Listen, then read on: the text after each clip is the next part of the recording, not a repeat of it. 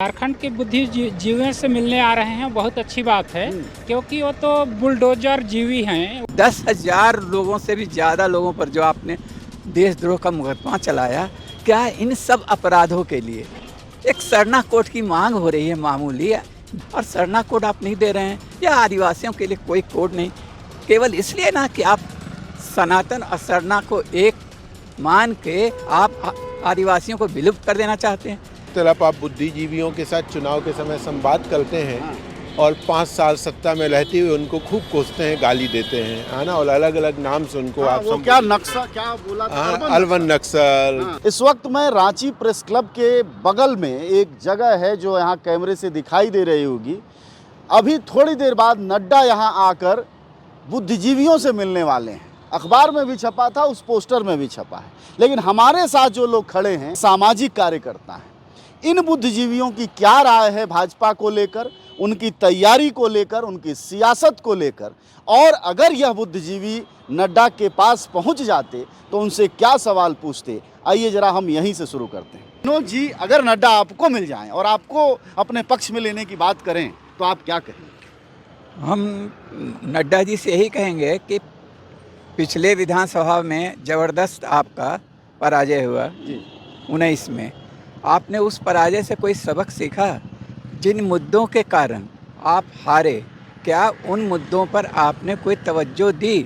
क्या उस बार जो चुनाव हुआ था उसमें ऊपर से तो आप लोग, चाहे भाजपा दावा कर रही थी कि 65 सीट मिलेगा और वो 30 पर सिमट गई, तो ऐसा क्या हुआ? उस समय तो हेमंत सोरेन इस स्थिति में भी नहीं थे कि वो बहुत ज़्यादा लुभावना घोषणा कर सकते या जनता को और तरह से किसी तरह से उनको लाभ पहुंचा सकते थे।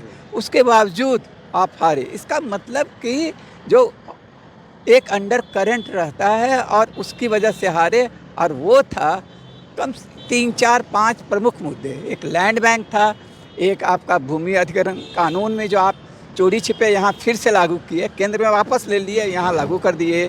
इसके अलावा आपने खूंटी में जो दमन चक्र चलाया पत्थरगड़ी आंदोलन वालों को, जो आपने ये सिद्ध कर दिया कि वो केवल हिंसक ही नहीं है, नक्सली ही नहीं है, बल्कि बलात्कारी भी हैं। उस केस में जो हजारों, एक छोटा सा प्रखंड में 10,000 लोगों से भी ज़्यादा लोगों पर जो आपने देशद्रोह का मुकदमा चलाया, क्या इन सब अपराधों के लिए एक सरना कोड की मांग हो रही है मामूली है? जैन समुदाय, पारसी समुदाय, जो एक लाखों की संख्या भी नहीं है, कुछ हजार हैं, उनके लिए अलग धार्मिक कोड है, और सरना कोड आप नहीं दे रहे हैं, या आदिवासियों के लिए कोई कोड नहीं, केवल इसलिए ना कि आप सनातन और सरना को एक मान के आप आदिवासियों को विलुप्त कर देना चाहते हैं। अभी हमारे पीछे थोड़ी देर बाद नड्डा साहब आने वाले हैं और वह बुद्धिजीवियों से बात करेंगे। अगर आप वो उस सभा में होते तो आप क्या सवाल पूछते? कि पहले उनसे पूछते कि ये सत्ता के पोषक या सत्ता की हुक्म बजाने वाले चारण बुद्धिजीवियों का बैठक है, या जहां बुद्धि स्वतंत्र है, जिनकी बुद्धि स्वतंत्र है, उनकी बैठक है। इसमें किस समाज के, माने इसमें मुस्लिम समाज के लोग, आदिवासी समाज के लोग और बाकी अल्पसंख्यक समाज के बुद्धिजीवी हैं या नहीं?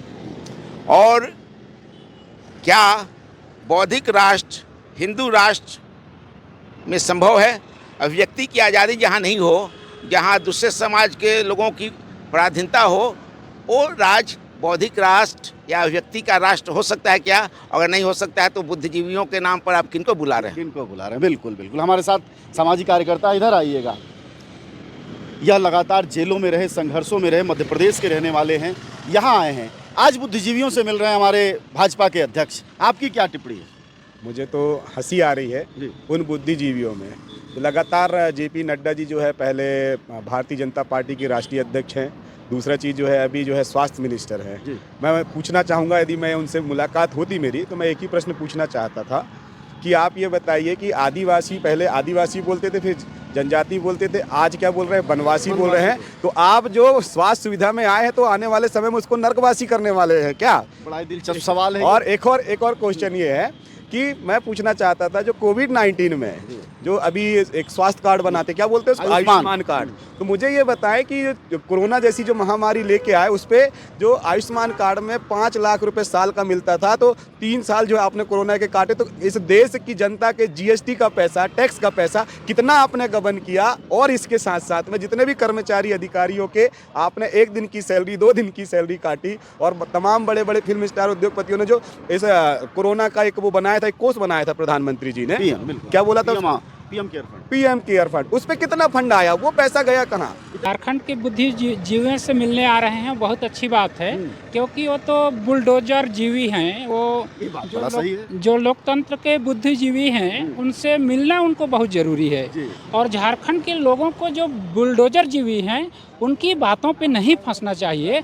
ये मैं अपील कर रहा हूं, और छत्तीसगढ़ से आकर के झारखंड में इस बात को रख रहा हूं, क्योंकि हमारी जो छत्तीसगढ़ में जिस प्रकार से जो भाजपा की सरकार है, बुलडोजर सरकार है, वो आदिवासियों का हनन किया है, वो झारखंड में बिल्कुल नहीं होना चाहिए। तरफ आप बुद्धिजीवियों के साथ चुनाव के समय संवाद करते हैं और 5 साल सत्ता में रहते हुए उनको खूब कोसते हैं, गाली देते हैं, है ना, और अलग अलग नाम से उनको आप क्या नक्शा क्या बोला था, अलवन नक्सल, तो फिर ये अलग अलग नाम से संबोधित करते हैं। तो बुद्धिजीवी से तो नाम से ही चिढ़ लगता है भाजपा को, जो भी है। बहरहाल चुनाव का मुद्दा, देखिए गंभीर सवाल ये है कि भाजपा के साथ दिक्कत ये है कि वो पूरे चुनाव के दरमियान जो चुनाव है वो नॉन इशू पे लेके जाती है, नफरत के सवालों को लेकर, सांप्रदायिकता के सवालों को, और पूरे जो लोगों के सवाल उनको गायब करती है।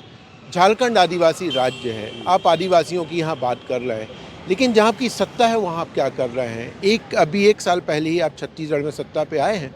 जिन हसदेव के लोगों पे आप डंडे बरसा रहे हैं, जिनके जल जंगल ज़मीन को छीन रहे हैं, वो भी आदिवासी हैं। तो पहले वहाँ आप क्या कर रहे हैं और यहाँ आप क्या बता रहे हैं? तो ये जो कथनी और करनी का सवाल है कि आप जब चुनाव के समय कहेंगे तो आप आदिवासियों के से बात करेंगे, लेकिन जब अडानी और आदिवासी को चुनने की बात आएगी तब आप अडानी को चुनते हैं, तब आप आदिवासियों के संवैधानिक अधिकारों की बात नहीं करेंगे, उनके जल जंगल ज़मीन की बात नहीं करेंगे, उल्टा उनको आप जो है नक्सली कहेंगे। तो ये जो स्थिति है, मुझे लग रहा है कि इस पे भाजपा को जवाब देना चाहिए और जनता को पूछना भी चाहिए, इनको पूछना चाहिए कि आप बगल के राज्य छत्तीसगढ़ में हसदेव में क्या कर रहे हैं, इसका जवाब दे दीजिए, तब हम आगे की बात करें। आप सब जानते हैं कि जनज्वार का खर्च आपके जनसहयोग की बदौलत चलता है। आप भी जनसहयोग में शामिल हों और आज़ाद और स्वतंत्र पत्रकारिता को बनाए रखने के हमारे इस महाअभियान में शामिल हों।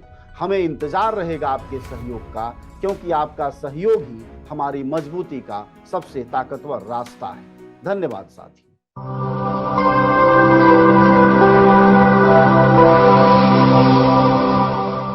जनज्वार, जनता की मीडिया।